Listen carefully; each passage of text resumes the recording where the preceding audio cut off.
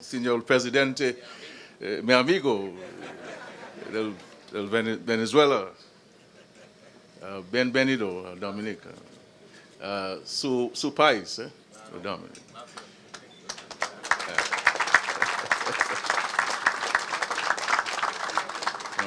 As the President is learning English, I'm also learning my Spanish.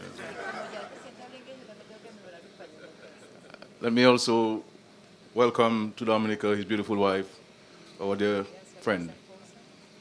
And also my dear friend, comrade, Prime Minister of St. Kitts and Nevis. I want to welcome you in a very special way.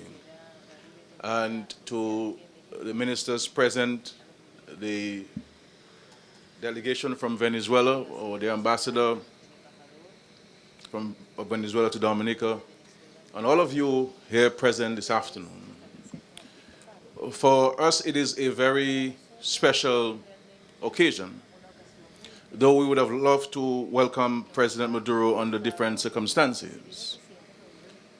But nonetheless, we want to welcome him to Dominica and say to him that his very presence here today is assisting in lifting the spirits of our Dominican people.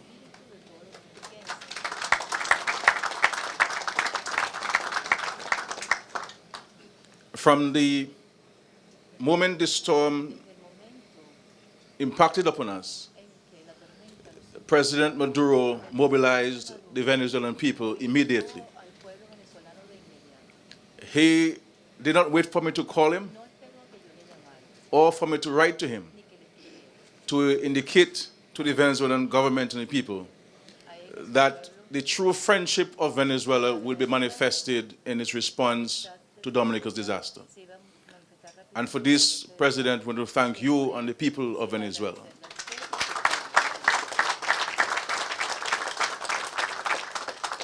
I want to say publicly that as Prime Minister of this country, I did not ask President Maduro for 300 homes.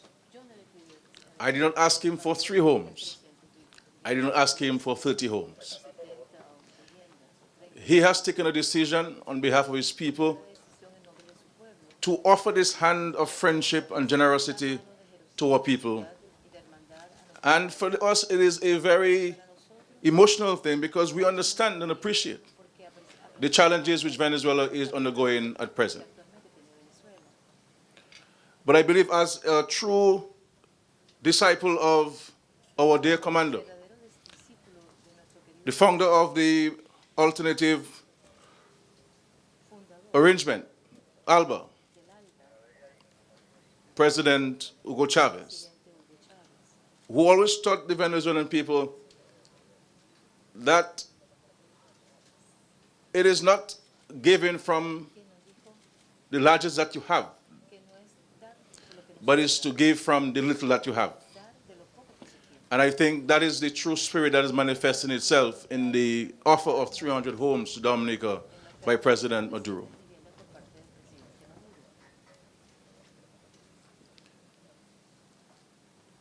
Your visit here, President, and of course there are several of the beneficiaries of your generosity who are here this evening, as a demonstration of their own gratitude of the Venezuelan people. Our country was impacted upon on 27th of August, 2015. But we are not daunted by the task. We have reinforced our commitment and dedication to our country. And I'm saying to all of us that Dominica shall rise again to a country of prosperity.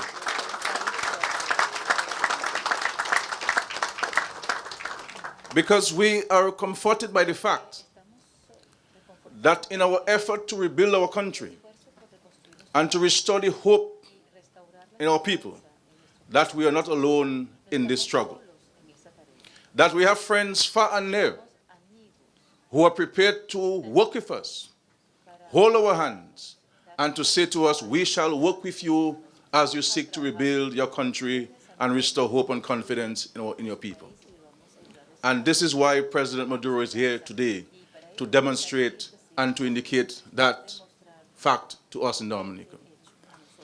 I would like to pause here to also recognize the generosity of the Prime Minister of St. Kitts and Nevis and the people of St. Kitts and Nevis, who in a matter of days after the storm made a commitment of $1 million EC to Dominica in our efforts.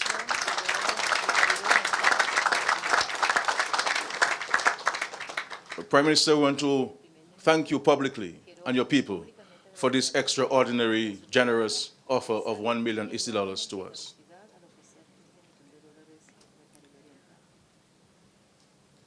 I want to say to the persons who've been impacted upon, the communities which we have had to evacuate, that the government and people of Dominica will seek to provide you with a better way of life. Or we have a firm commitment to the human aspect of this disaster. We shall restore bridges, we shall restore roads, but our commitment is to the people, especially those who've been impacted upon. And that's our commitment and promise we shall keep. Because we believe in the human spirit. We believe in people. And that's why we will commit it to ensuring that we will restore the hope and confidence of our people. But many, not many, but some people in this world have criticized Petrocaribe, criticized Alba, demonized President Chavez and President Maduro and the people of Venezuela. But it is those very same instruments of integration and cooperation that are serving as a lifeblood to many of our countries across Latin America and the Caribbean. And it speaks to the vision of President Chavez, who always told us that integration is what is required in Latin America and the Caribbean and in the world in order for us to get our people out of poverty, to create a better way of life for our people, to give our people hope, and to give a voice to the millions who are voiceless. And we have seen the progression, we have seen the successes. Prior to this storm, and in large measure because of the generosity of the government and people of Venezuela, using the instruments of ALBA, using the instruments of Petrocaribe, we were able here in Dominica to significantly reduce the levels of poverty because of our investments in education, our investments in agriculture, our investments in housing, our investments in infrastructure, creating a better way of life for people. Mr. President, we will always be eternally grateful to your people. And the sincere hand of friendship that the people of Venezuela have extended to us. Words will never be able to express our gratitude to you. And I know President Chavez always tells us we shouldn't say thanks to him. There's no need to say thanks to him. And I know you have the same thinking. But we want to say thanks nonetheless to you and the people of Venezuela. We have behind us, and later we will officially hand over the Petrocasa, which was built in less than a week.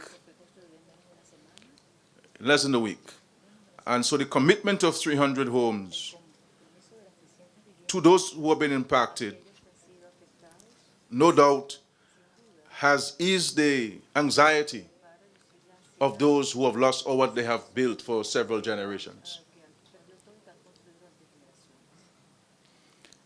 And your presence here also speaks to the personal affinity and love and concern which you have for the people of Dominica. We know you have many national challenges. There are elections, many elections coming up in Venezuela over the next few weeks. But you have taken time off to be here as a sign of solidarity, an expression of concern to the people of Dominica. And as the leader of this country, I go to bed comforted knowing that Dominica has friends like yourself, President Maduro.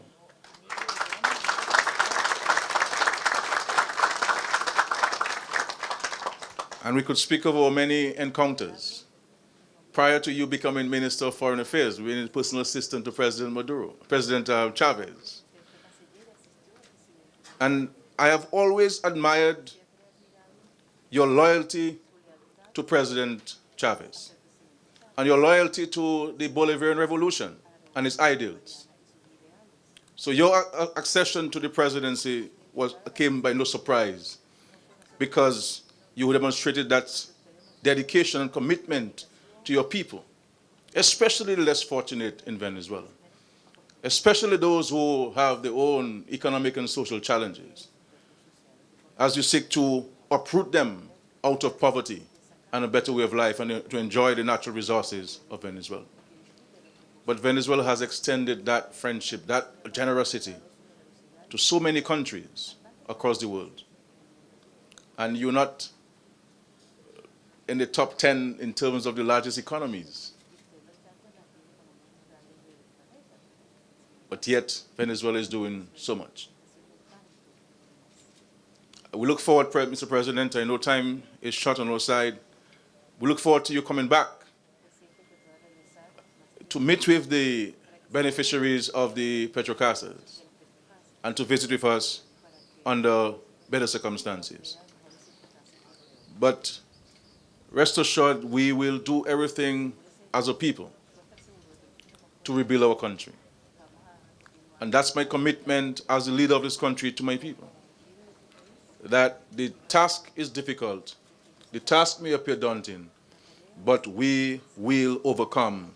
And we will overcome with the help of the Lord and the help of our friends across the world, including Venezuela. So I do not want Dominicans to go about with their heads down. I do not want us to behave like people in despair or with no hope. We must instill a sense of purpose in our hearts and minds. We must ensure that as a country, we remain united in our purpose to rebuild our country. President Maduro and the people of Venezuela will help us. But if we do not remain united in purpose, recognizing that we have to put our differences aside to build our country, the generosity of our friends and partners will not manifest itself in the manner in which it should manifest itself. And to the wonderful people of Petit Savan and the wonderful people of Jubik and Kulibistri, and Koliho, Dalis and Boutica that are still cut off from the rest of the country, we will take care of you. We will take care of you. Because you are our brothers and sisters, and you are part of Dominica. And if you're suffering, we are suffering too. But we shall suffer together. And at the end of the day, we shall all celebrate together. So let us continue to hold hands as we welcome our dear friend, my dear friend. And President Maduro, this is no surprise, and I make no bones about it. I do not apologize to anybody. I am a strong supporter and advocate of Petro-Caribbean Alba.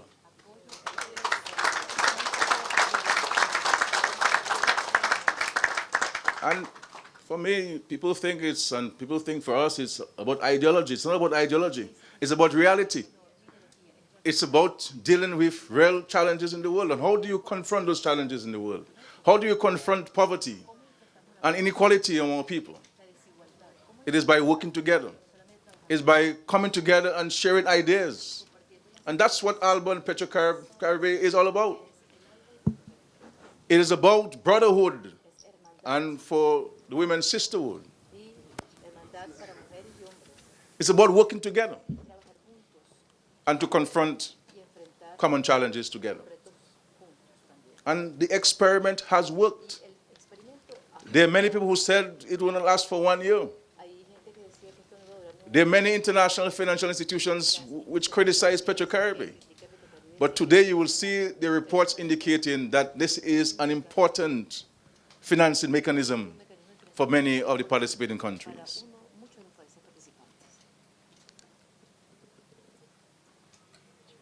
Thank you, Mr. President. Thank you to the Venezuelan people for your extraordinary generosity. Muchas gracias. Gracias a todo pueblo venezolano. Viva Venezuela! Viva Maduro! Viva la Bolivariana Alternativa de Alba! Thank you very much. Thank you, President, for being here. This is your home. This is your home. And you're welcome at any time to visit with us. Thank you, and may God bless the people of Venezuela. And may God bless the people of Dominica. Thank you very much.